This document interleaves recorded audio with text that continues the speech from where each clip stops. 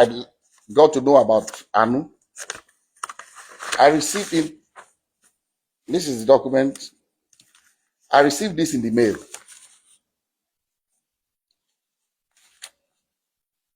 Through DHL to my office. This is the DHL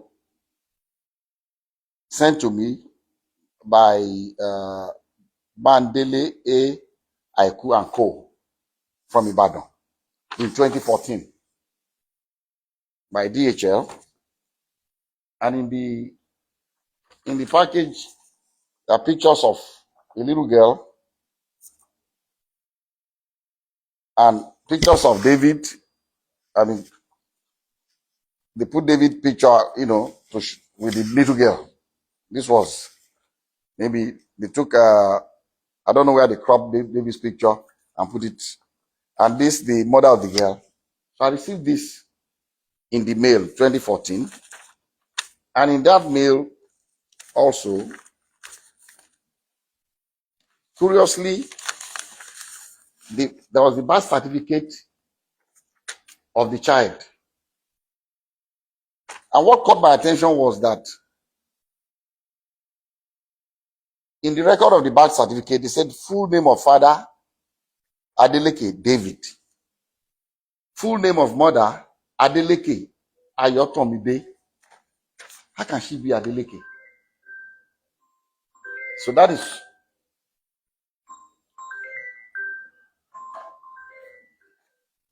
So that caught my attention. And then also in that DHL package was this letter from the grandmother of Anu with her telephone number. I'm going to still show everybody up close so you can see everything.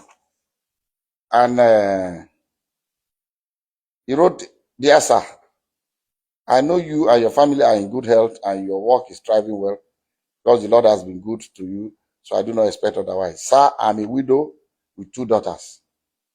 I lost my husband 13 years ago and have single-handedly raised both of them with the help of God, but it has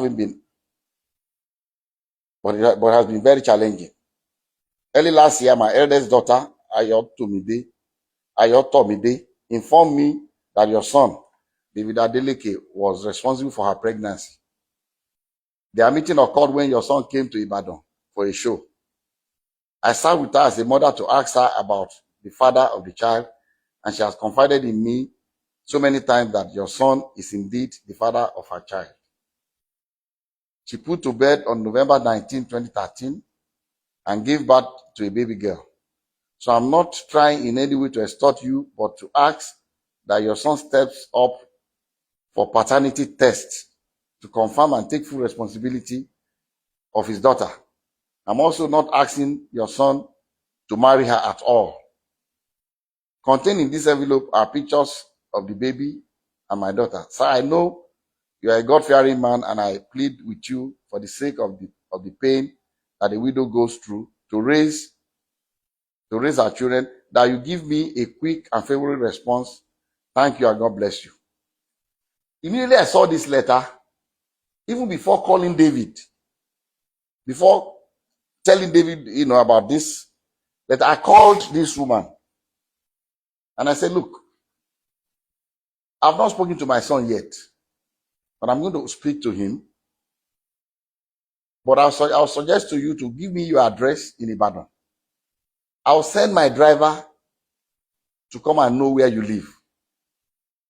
But I can assure you that if this girl is my granddaughter, you have no problems with me. I will welcome her into my family happily." She was happy. She gave me her address. I gave the address to my driver. My driver went to Ibadan the next day to know exactly where they live. And I told her that, look, the hospital that I use in Lekki here is an Indian hospital, Vedic hospital. That's where I do my checkups and everything. And that I can ask the hospital to arrange for a DNA test So when I went to the hospital, I went there myself. The hospital told me that they don't actually do the DNA test in house, but there's a clinic that they partner with that they will invite to take samples of both the child and the father. But these samples will be sent to South Africa for analysis. A laboratory in South Africa, because it's not done in Nigeria. I don't think they have a lab in Nigeria that can do the DNA analysis. And I said, okay. And I called her, gave her the information that anytime they are ready, I'll send my driver to pick you up from Ibadan. So on the appointed day, I sent my driver to Ibadan very early. And my driver brought the mother of the child, the grandmother, and the baby. The three of them came. And because my driver knows Vedic Hospital, they came in. They were already there before I came in with. I asked David to come here and Lati, his aide. So David, myself, and Lati went and we met them at Vedic Hospital. We went upstairs and the Indian doctor said, he will allow only David, myself, the grandma, the mother of the baby, and the child. Lati can wait. So we're all in the same room. And he told us the procedure. It was not, I've read in the social media that they were drawing blood. It was not done by blood. It was from their saliva in their mouth. So they brought the thing and swapped David's and put it in the container and sealed it. Swapped the baby's own and sealed it. And they told us that these samples will be sent to South Africa for analysis. And then when it's ready, myself and the mom and the grandmother signed, grandmother of the baby, signed that both of us will be the ones to receive the result. So when the result was ready, I called her. They said, Madam, they said the result is out. I'll send my driver to pick you up so that both of us, because they will not give it to one person. We've already signed that both of us will see the result. So we went and they opened the result before both of us. And, I'll read to you what, and I'm still going to show it to you. I'll show you all the other ones that we did also, but I can only show it to you, but I will not allow you to copy it because of one reason. Number one, it's very dangerous for someone's DNA profile to be in the public. Dangerous for David for one reason. Somebody can use it to frame him. If somebody commits a crime tomorrow and they say, they've taken sample of saliva or blood or whatever, or a sperm or what, in case of rape, and the police comes out to say this is the DNA profile of the person will go to jail. So I cannot share. I'll let you see it, but I will not allow you to copy his DNA. The portion that shows the result without the DNA profile, I'll show you can copy that.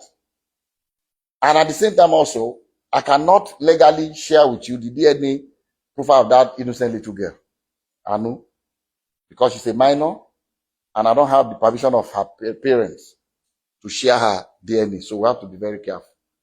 But anyway, I'll show you the result for you to just see. And so they opened this was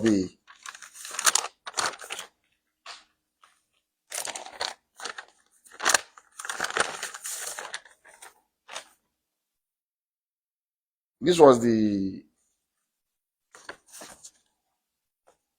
first DNA. This is the original copy that I was giving one, and the grandma was giving another one. And at the end of the whole story, they wrote here that probability of paternity 0.00%. And the mom asked the lab guy that, what does this mean? He said, it means that David is not the father of this child. And she was really disappointed. She broke down. She was crying, the grandmother.